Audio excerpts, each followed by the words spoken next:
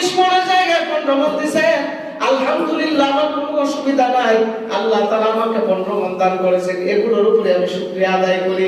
আল্লাহ তাআলা আমাকে অনেক কিছু দেওয়ার কথা ছিল, আল্লাহ আমাকে দেয় নাই, তারপর আমি শুকরিয়া আদায় করছি।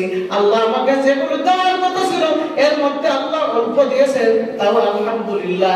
এই গুণটা যদি কারো ভিতরের মধ্যে থেকে যায়, আল্লাহ তাআলা পরহেজগার বান্দা হিসেবে আল্লাহ ঘোষণা দিয়ে দেয়। সুবহানাল্লাহ। রব্বি ইশরাহ লি সাদরি ওয়া ইয়াসসির লি আমরি ওয়াহলুল উকদাতাম মিন লিসানি ইয়াফকাহু কওলি। লা ইলাহা ইল্লাল্লাহ, লা ইলাহা ইল্লাল্লাহ, লা ইলাহা ইল্লাল্লাহ, লা ইলাহা ইল্লাল্লাহ, লা ইলাহা ইল্লাল্লাহ, লা ইলাহা ইল্লাল্লাহ, লা ইলাহা ইল্লাল্লাহ, লা ইলাহা ইল্লাল্লাহ, লা ইলাহা ইল্লাল্লাহ, লা ইলাহা ইল্লাল্লাহ, লা ইলাহা ইল্লাল্লাহ, লা ইলাহা ইল্লাল্লাহ,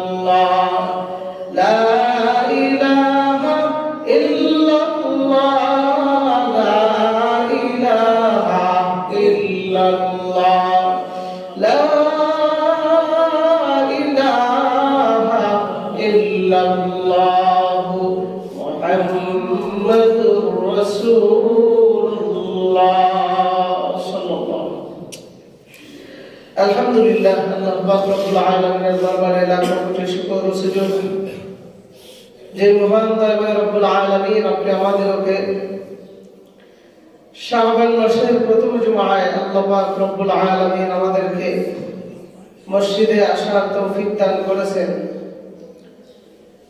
পাশাপাশি আল্লাহ পাক রব্বুল আলামিন এই জুমা নামক নিয়ামতের মধ্যে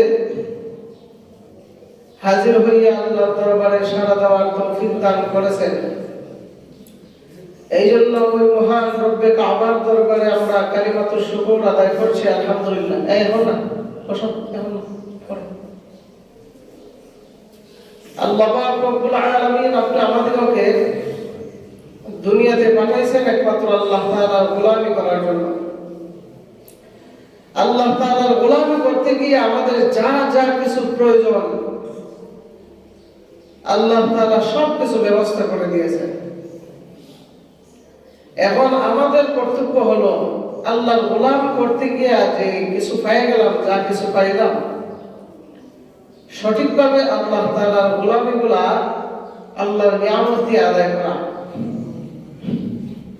গোলামি যদি কেউ করতে চায় তাহলে গোলামি করার জন্য পবিত্র জায়গার প্রয়োজন। আল্লাহ তাআলা এই পবিত্র জমিনকে সৃষ্টি করেছেন যে আমরা এই নিয়ামত দেখে দেখে আল্লাহর শুকরিয়া আদায় করে আল্লাহর গোলামি করব। পবিত্র জায়গা ও পবিত্র ঘর রেখে দিয়েছেন যেখানে বান্দা মন খুলে ইবাদত করতে পারবে, কেউ বাধা দিবে না। এই মসজিদ নামক এই নিয়ামতের মধ্যে আল্লাহ পাক রব্বুল আলামিন আমাদেরকে ইবাদত করার সুযোগ করে দিয়েছেন। আর ওই মসজিদ নামক নিয়ামতের মধ্যে আসিয়া যদি আমরা ইবাদত করি তো আল্লাহ তাআলা আমাদের উপর রাজি আর খুশি হবেন। আর ইবাদত থেকে গাফিল যেন না হই, কারণ ইবাদত থেকে যদি আমরা গাফিল হয়ে যাই তাহলে আমাদের বিপদ আমরা ডেকে আনলাম। এই জন্য আল্লাহ বলেন, বান্দা আমার তেলাওয়াতকৃত আয়াতে বলেন যে তোমরা গাফিল হয়ে যাও। যদি গাফিল হয়ে যাও তো আমি আল্লাহর জিম্মা থেকে বের হয়ে গেলাম। এই জন্য আমি আল্লাহর জিম্মা থেকে তোমরা বের হয়ে যাও। আল্লাহর জিম্মার ভিতরে বান্দা যতদিন থাকবে ততদিন আল্লাহ তাআলা তার উপর খাস রহমত নাযিল করবেন। সুবহানাল্লাহ। আর যে বান্দা আল্লাহর জিম্মার ভিতরে থাকে না তার উপর আল্লাহর রহমত নাই। এই জন্য সর্বক্ষেত্রে আল্লাহ তাআলার জিম্মার ভিতরে আমরা আসি বিদায় আল্লাহ তাআলা আমাদেরকে মসজিদে আনছেন। আর যদি আল্লাহর জিম্মার ভিতরে না থাকতাম, আমাদের সেই আগ্রহ যদি না থাকতো, তাহলে বিভিন্ন দুনিয়ার জামানার মধ্যে আমরা যুক্ত হয়ে যেতাম। এই জন্যই আল্লাহ তাআলা যেহেতু আমাদেরকে এনে ফেলছেন, আল্লাহর উপর সেই আত্মবিশ্বাস তাওয়াক্কুল আছে বিধায় আল্লাহ তাআলা এই সুযোগ দান করেছেন। আমরা এই সুযোগটাকে কাজে লাগানোর দরকার আছে না নাই? আছে। সুযোগটা আমরা কি করে কাজে লাগাবো? নামাজের মাধ্যমে কাজে লাগাবো, আল্লাহর জিকিরের মাধ্যমে কাজে লাগাবো, আল্লাহর বিধিবিধান যেগুলো আছে এগুলোর মাধ্যমে আমরা কাজে লাগাবো। আল্লাহর রাসূলের সুন্নাত তরিকায় চলতে গিয়ে যে বিধিবিধান আছে এগুলো পালন করে আমরা চলার নামে আল্লাহর এই কর্তব্য আদায় করা, আল্লাহর উপর তাওয়াক্কুল করা আর পরহেজগারিতা নাম হিসেবে আল্লাহ তাআলা গণ্য করে দিয়েছেন। সুবহানাল্লাহ। এই জন্যই যতদিন আল্লাহর জিম্মার ভিতরে থাকবো ততদিন আল্লাহর প্রতি আমাদের আত্মবিশ্বাস তত বেড়ে যাবে। আর আল্লাহর প্রতি যার যত তাওয়াক্কুল বেশি, আত্মবিশ্বাস বেশি, যদি তার এই আত্মবিশ্বাস যদি বেড়ে যায়, তো আল্লাহ তাআলা পয়গম্বর হযরত দাউদ আলাইহিস সালাতু ওয়াস সালাম বলেন, যার আল্লাহর প্রতি তাওয়াক্কুল বেড়ে যায়, তো আল্লাহ তাআলা তার তাওয়াক্কুল এবং পরহেজগারিতার দলিল হিসেবে আল্লাহ পাক রব্বুল আলামিন তিনটি জিনিস দ্বারা আল্লাহ তাআলা প্রমাণ দেন। সুবহানাল্লাহ। কয়টি জিনিস দ্বারা? তিনটি জিনিস দ্বারা। যে বান্দাটা আমার উপর তাওয়াক্কুল আছে সর্বহালতে, আমার উপর তাওয়াক্কুল আছে, আমাকে ভয় করে, আমার উপর আত্মবিশ্বাস বান্দার আছে, এই বান্দার এই আত্মবিশ্বাসের দলিল, বান্দা যে আল্লাহর পরহেজগারিতার ভেতরে আছে এটার দলিল আল্লাহ তাআলা দিতেছেন। হযরত দাউদ আলাইহিস সালাতু ওয়াস সালাম ওনার পুত্র হযরত সুলাইমান আলাইহিস সালাতু ওয়াস সালামকে বলেন, ওহে আমার ছেলে, তুমি কতটুকু আল্লাহর তাওয়াক্কুলের ভিতরে আছো, আল্লাহর উপর কতটুকু তাওয়াক্কুল করো, তুমি কতটুকু পরহেজগারী বান্দা, কতটুকু আল্লাহর মনোনীত বান্দা। যে তিনটা কাজের ব্যাপারে আমি বলতেছি, এই তিনটা কাজ যদি তোমার ভিতরে, এই তিনটা গুণ যদি তোমার ভিতরে থাকে, তাহলে তুমি নিজেই বুঝতে পারবা যে তুমি আল্লাহ তাআলার পরহেজগারী বান্দা হিসেবে আল্লাহর দরবারে গণ্য হয়ে আছো। এটাই তোমার আমলের দলিল। সুবহানাল্লাহ।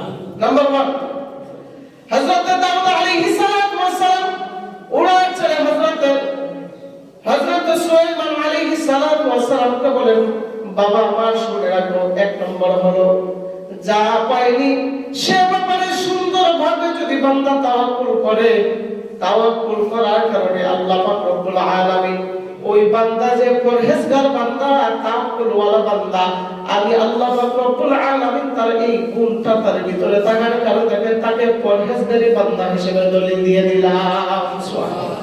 1 নম্বর গুণ কি? 1 নম্বর গুণ হলো যা পাইনি সে ব্যাপারে সুন্দরভাবে তাওয়াক্কুল রাখা।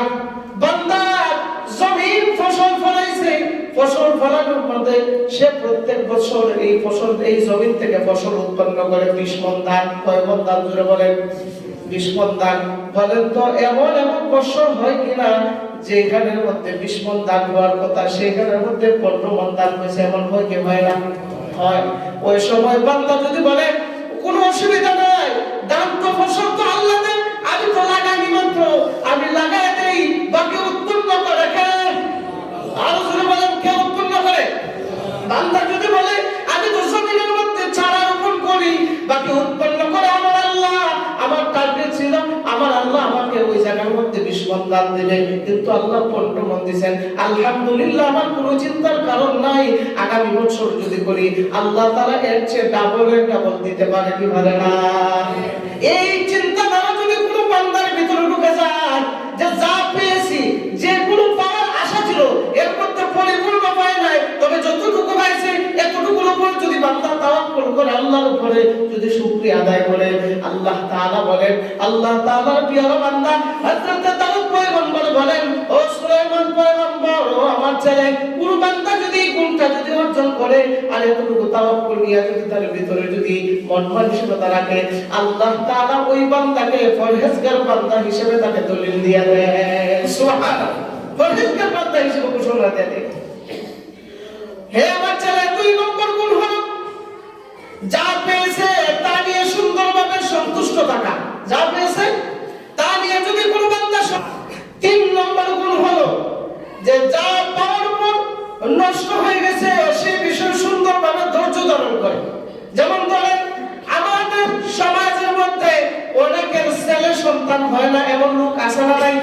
আছে।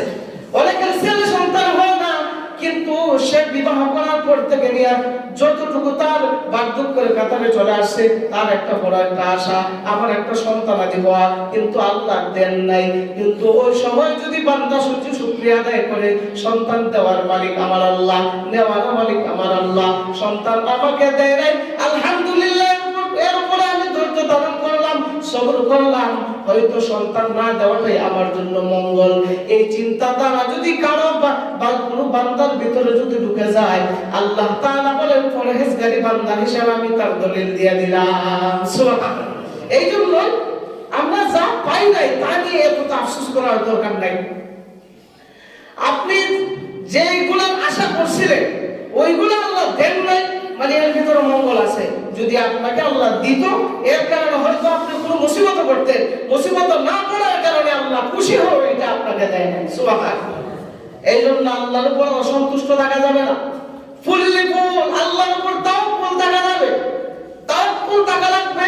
তাওয়াক্কুলের ব্যাপারে আল্লাহর নবীর পয়গম্বর হযরত ঈসা আলাইহিস সালাতু ওয়াস সালাম বলেন, তোমরা রিজিক নিয়ে কখনো চিন্তা করিও না। অনেক মানুষ আছে রিজিকের ব্যাপারে চিন্তা করতে করতে একদম হালাক হয়ে যায়। আল্লাহর নবী হযরত ঈসা আলাইহিস সালাতু ওয়াস সালাম বলেন, তোমরা আজকে আল্লাহর রিজিকের দ্বারা খাইছো, কালকে কি খাইবা এর জন্য তোমরা রিজিককে লুকায়া রাখিও না। কালকে তোমার যে সকাল হবে, কালকের সকালটা আল্লাহ রিজিক দিয়েই সকাল আল্লাহ উদ্বোধন করবে। সুবহানাল্লাহ। কালকের জন্য চিন্তা করো না, কালকে যে হবে, কালকে তোমার রিজিক নিয়েই আল্লাহ তাআলা সকালকে উদ্বোধন করাবেন। কালকে তোমার রিজিক রেডি আছে। হযরত ঈসা আলাইহিস সালাতু ওয়াস সালাম বলেন, বান্দা যদি বিশ্বাস না হয়, এই জমিনের মধ্যে একটা মাখলুক আছে, একদম সামান্য মাখলুক, তার নাম হলো পিপিলিকা। এই পিপিলিকার পেটটা কত বড়! হযরত ঈসা আলাইহিস সালাতু ওয়াস সালাম বলেন, এই পিপিলিকাকে কেউ রিজিক দেয় না, কেউ জ্ঞাতার গর্তের ভিতরে খাবার দিয়ে আসে না, সে মাটির তলের দেশে থাকে, ওইখানের মধ্যে আল্লাহ তাআলা রিজিক বানায়া দেয়। হযরত ঈসা আলাইহিস সালাতু ওয়াস সালাম বলেন, তোমরা যদি বলো পিঁপড়ার পেট আর কত বড়, তাকে যদি একটা রিজিক দেয় সে এক মাস খাইতে পারবে, তার পেটটা আর কত বড়। হযরত ঈসা আলাইহিস সালাতু ওয়াস সালাম বলেন, তাহলে তোমরা পাখির দিকে তাকাও, পাখিটা কিভাবে রিজিক যে তালাশ করে। হযরত ঈসা আলাইহিস সালাতু ওয়াস সালাম বলেন, পাখির দিকে তোমরা তালাশ করো। যদি তোমরা বলো পাখির তো ডানা আছে, মিনিটে মিনিটে উড়ে উড়ে গিয়ে বিভিন্ন জায়গা থেকে তার রিজিক তালাশ করে নিয়ে আসে, তাহলে বলো, তাহলে তোমরা আল্লাহর এই পৃথিবীর মধ্যে বিশাল বিশাল জঙ্গলের মধ্যে বিশাল বিশাল জানোয়ার আছে না নাই? আরো জোরে বলেন, সমুদ্রের তলদেশে বিশাল বিশাল তিমি মাছ আছে না নাই? এগুলোকে প্রত্যেকদিন আল্লাহ খাবার দেয় কি দেয় না? দেয়। আল্লাহ বলেন, আল্লাহ পেয়ারা ঈসা আলাইহিস সালাতু ওয়াস সালাম বলেন, এসব বিশাল বিশাল তিমি মাছ, বিশাল বিশাল জঙ্গলের মধ্যে বিশাল বিশাল বড় পেটওয়ালা প্রাণীকে আল্লাহ প্রত্যেকদিন খাবার দিতেছে। এই জন্য রে বান্দা, রিজিকের ব্যাপারে কখনো তোমরা চিন্তা করিও না, সর্বাবস্থায় আল্লাহর উপর তাওয়াক্কুল করো, দেখবা আল্লাহ রিজিকের ব্যবস্থা করে দিবে। সুবহানাল্লাহ। রিজিকের ব্যবস্থা কে করবে? আল্লাহ। জোরে বলেন, কে করবে? সর্বাবস্থায় তাওয়াক্কুল রাখতে হবে কার উপরে? আরো জোরে। রিজিক আল্লাহ দিবেন, নিয়ে আসার দায়িত্ব আপনার। সুবহানাল্লাহ বলে না, নিয়ে আসার দায়িত্ব কার? আল্লাহ দিবেন কুদরতি ভাবে। আপনার রিজিক রাখছে ঢাকা, এখন যদি আপনি যদি ঢাকা না যান, রিজিক চলে আসবে এই জায়গায়? আসবে না। আল্লাহ বলেন রিজিকের মাধ্যম হলাম আমি, নিয়ে আসবা তুমি। সুবহানাল্লাহ। নিয়ে আসবা কে? অনেক মানুষ বিদেশ যায় না, বিদেশ প্রবাস জীবনে, প্রবাস জীবনে তার রিজিক পড়ে আছে। এই প্রবাস জীবন আছে বছরের বছর পর তাইকা ওই জায়গার রিজিকটা সে দেশের মধ্যে পাঠায়, নিজেও খায় আবার নিয়েও আসে। তার মানে কি প্রবাস জীবনে তার রিজিক তার ভাগ্যের চাকার মধ্যে আল্লাহ তাআলা প্রবাস জীবন লিখে রাখছেন। এই জন্য প্রবাস জীবনে গিয়া তার যতদিন রিজিক আছে ওই জায়গা থেকে তার রিজিক সম্পূর্ণ খাইয়া এরপর আল্লাহ দেশে ফিরায় দেয়। সুবহানাল্লাহ। হয় যে রিজিক দিব আমি, কিন্তু নিয়ে আসার দায়িত্ব তোমার। সুবহানাল্লাহ। কামলা দরবার থেকে দা বটি নিয়ে বের হয়, দা টুকরি নিয়ে বের হয়, তার মানে কি তুমি যে জায়গায় কাজ করো ওই জায়গায় আল্লাহ রিজিকের ব্যবস্থা রাখছেন, তুমি রিজিক নিয়ে আসো, আল্লাহ রিজিকের ব্যবস্থা করে দিয়েছেন। এখন যদি বলে না না না আমি যাব যাব না, আল্লাহ যেহেতু রিজিকের ব্যবস্থা করছেন আমার ঘরে বানাবেন। আরে ভাই তুমি অত মুস্তাজাবুদ দাওয়া হও নাই, না হওয়ার কারণে এই জন্য তোমার রিজিক দূরে পড়ে আছে। সুবহানাল্লাহ। কারণ আগেরকার ওলিরা জঙ্গলে বসবাস করত, জঙ্গলে আল্লাহর ইবাদত করত, তারা ইবাদত করতে করতে তাদের শরীর, তাদের জিহ্বা, তাদের অঙ্গটি এমন হয়ে যেত, তারা এই জিহ্বাটা আল্লাহ তাআলার জবানের এই কুদরতি জবান দ্বারা আল্লাহর নাম জপতে জপতে জপতে জপতে তাদের মনটা এমন হয়ে যেত যে তাদের খানা ফেরার কোনো চিন্তা নাই, কোনো কিছুর চিন্তা নাই, বান্দা শুধু আল্লাহর নামের চিন্তা নিয়ে বান্দা জঙ্গলে বসবাস করত। এই জন্য আল্লাহ কুদরতি ভাবে তাদেরকে রিজিকের ব্যবস্থা আল্লাহ তাআলা করে দিয়েছেন। সুবহানাল্লাহ। তারা আল্লাহর প্রেম এমন ভাবে জাগাইতো, আল্লাহ তাআলা সাথে সাথে মুহূর্তে তাদেরকে আল্লাহ রিজিকের ব্যবস্থা জায়গায় করে দিলেন। সুবহানাল্লাহ। বলে কেমনে? কোন আল্লাহর ওলি যদি কোন জায়গার মধ্যে, কোন জঙ্গলের মধ্যে যদি ইবাদত করত, যেই জঙ্গলের মধ্যে ইবাদত করত, ওই জঙ্গলের মধ্যে আল্লাহ এমন সুস্বাদু ফলের গাছ আল্লাহ তৈরি করে দিতেন। সুবহানাল্লাহ। ওই বান্দা আল্লাহর ইবাদত করত ওই জঙ্গলে বসে বসে, আর খাবার খাইতো ওই সুস্বাদু ফল খাইয়া আল্লাহ তাআলা তাকে বাঁচায় রাখতেন। সুবহানাল্লাহ। অর্থাৎ যার রিজিক যেখানে তার ওইখানে যাওয়া লাগবে। সুবহানাল্লাহ। এই জন্য হযরত দাউদ আলাইহিস সালাতু ওয়াস সালাম তার ছেলেকে বলতেছে, এই তিনটা গুণ যদি আপনি আমাদের ভিতরে যদি থাকে, তাহলে তাকে তাওয়াক্কুল ওয়ালা বান্দা, ধৈর্য ধারণকারী বান্দা, পরহেজগারী বান্দা হিসেবে আল্লাহ দলিল দিয়ে দেয়। সুবহানাল্লাহ। আল্লাহ তাআলা দলিল দিয়ে দেয়। এই জন্য আল্লাহর উপর তাওয়াক্কুল আমাদের যত বেশি থাকবে, তত বেশি আল্লাহর দরবারে আমরা মাকবুলিয়ত অর্জন করব। বলেন সুবহানাল্লাহ। বাগদাদের শহরের মধ্যে বৃষ্টি হয় না, হাহাকার অবস্থা। সমস্ত বাগদাদের সমস্ত আলেম ওলামারা, বিশিষ্ট বর্গ ব্যক্তি যারা আছে, সবাই এক জায়গায় বসে মশওয়ারা করলো, আমাদের এই এলাকার মধ্যে তো অনেক দিন যাবত বৃষ্টি হইতেছে না, আমাদের ফল ফসল যেগুলো আছে সবকিছু নষ্ট হয়ে যাইতেছে, এখন কি করা যায়? সবাই মিলে পরামর্শ করলো। এক কথা শুনো, যে পরামর্শ করলো যে আগামী কালকে ফজরের সময় আমরা সবাই মসজিদের মধ্যে চলে যাব। সুবহানাল্লাহ। কোথায় চলে যাবে জোরে বলেন? মসজিদের মধ্যে, গ্রামের মধ্যে সবচেয়ে বড় জামে মসজিদ যেটা, ওইটার মধ্যে গিয়ে আমরা এক জায়গায় জড়ো হব।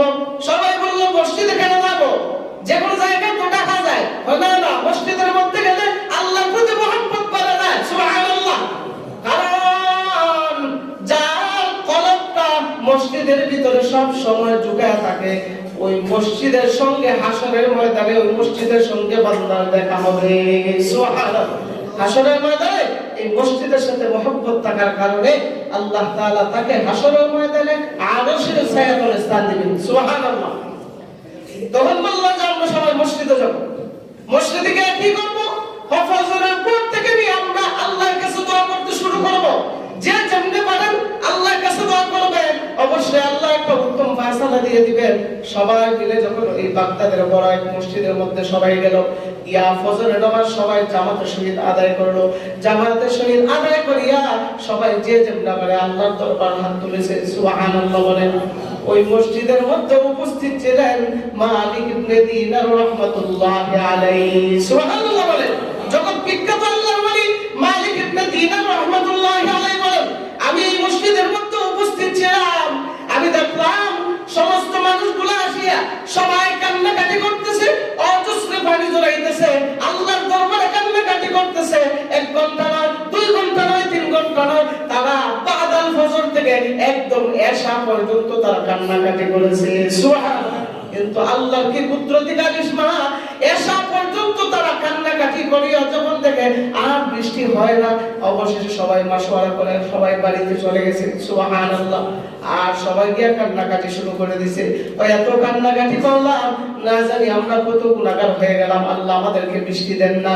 আল্লাহু আকবার। মালিক ইবনে দিনার রাহমাতুল্লাহি আলাইহি বলেন, সবাই যখন চলে গেছে তখন আমি মসজিদের মধ্যে একা, আর কোনো লোক নাই। হঠাৎ করে তাকায় দেখি একজন জীর্ণ শীর্ণ ব্যক্তি, একদম কঙ্কালের মতো, শুধু চামড়াটাই আছে, সারা শরীরের মধ্যে শুধু হাড় আর হাড় দেখা যায়। এত জীর্ণ শীর্ণ একটা ব্যক্তি আয়েশা মসজিদের কর্নারে বসিয়া যায় নামাজের মুসাল্লা বিছাইয়া আল্লাহর দরবারে স্বয়ং আসমানের দিকে হাত উঠাইয়া দিছে। সুবহানাল্লাহ। আসমানের দিকে হাত উঠায় বলে, হে রব্বুল আলামিন, তুমি বৃষ্টি কেন বন্ধ করছো? আমি জানি তুমি বৃষ্টি তো বন্ধ করছো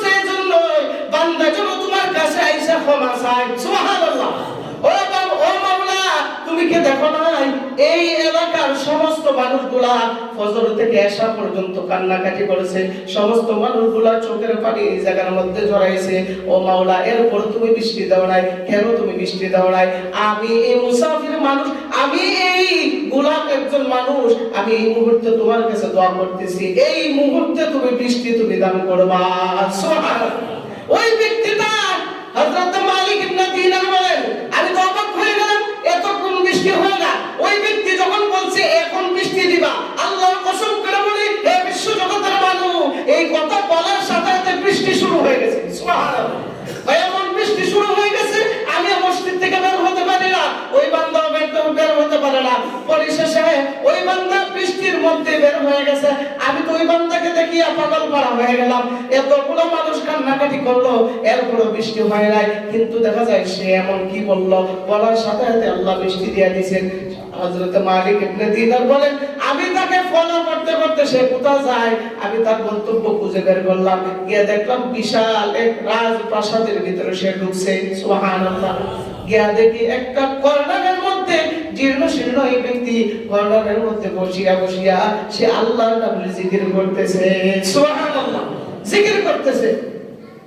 তো উনি যখন গেলেন, মালিক ইবনে দিনার বলেন, গিয়া দেখি ওই রাজপ্রাসাদের ভিতরে ঢুকছে।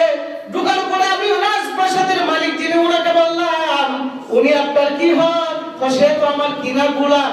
কথাই নাকি আপনার দাস নাকি? বলে হ্যাঁ। কিনা গোলাম যদি হয়ে থাকে তাহলে আপনার কাছে আমি একটা আবদার করতে চাই। কি আবদার? আবদারটা হলো যে বান্দাটা ওই জায়গার মধ্যে বসা আছে, এই গোলামকে আপনি বেচবেন নিয়ে আমি ক্রয় করতে চাই। সুবহানাল্লাহ। বারবার এই মানুষকে নিয়ে তুমি কি করবা? এরা কি না, আমার তো একদম লস হয়েছে। কেন? কাজকর্ম কোনো কিছু করে না, শরীরের দিকে তাকায় দেখুন একদম কঙ্কাল হয়ে গেছে, খালি খা ঘুমা, কোনো কিছু করে না, হ্যাঁ তার আমার কোনো কাজ আসে না। আমি কিনা আমার একদম লস হয়েছে, তো তুমি আমার নিয়ে কি করবা? তুমিও তো এইভাবে খাওয়াই বা ঘুম পাতাই বা তো কোনো কিছু না।